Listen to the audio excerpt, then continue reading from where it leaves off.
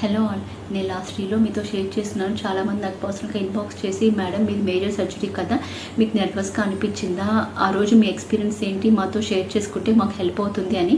ఆ రీల్లో నేను everything share చేస్తున్నాను. నేను ఎలా ఫేస్ చేశాను, ఆ సిచ్యువేషన్ ఎలా క్రాస్ చేశాను అనేది. అండ్ ఈ రీల్లో ఆఫ్టర్ సర్జరీ అయిపోయాక నా ఫిజికల్ బాడీ కండిషన్ ఎలా ఉంది, నా మైండ్ సెట్ ఎలా ఉంది, ఎవ్రీథింగ్ మీతో షేర్ చేసుకుంటాను. నాది మార్నింగ్ 8:30 టైంలో నన్ను సర్జరీకి తీసుకువెళ్ళారు. అక్కడి నుంచి 4.5 hours పట్టింది సర్జరీ. ఆఫ్టర్ నాకు మెలకు వచ్చేటికి ఈవినింగ్ 4:30 దాటింది. అక్కడి నుంచి 1.5 అవర్కి నన్ను రూమ్కి షిఫ్ట్ చేశారు.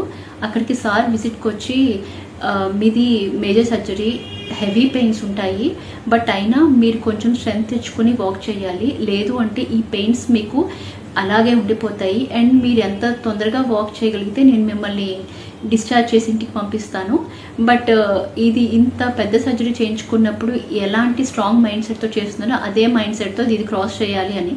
సో ఆ రోజు నేనేం చేయలేదు. అండ్ నెక్స్ట్ డే మాత్రం చాలా స్ట్రగుల్ ఫేస్ చేశాను. ఈవెన్ ఫింగర్ కూడా మూవ్ చేయలేకపోయాను బాడీ కొన్ని పెయిన్స్కి.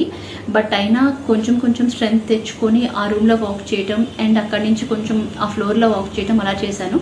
సో థర్డ్ డే సార్ విజిట్కి వచ్చి, ఓకే నేను కొంచెం నడవగలుగుతున్నా కాబట్టి నెక్స్ట్ డే అంటే సర్జరీ అయిన థర్డ్ డే ఈవినింగ్ నన్ను ఇంటికి డిశ్చార్జ్ చేశారు.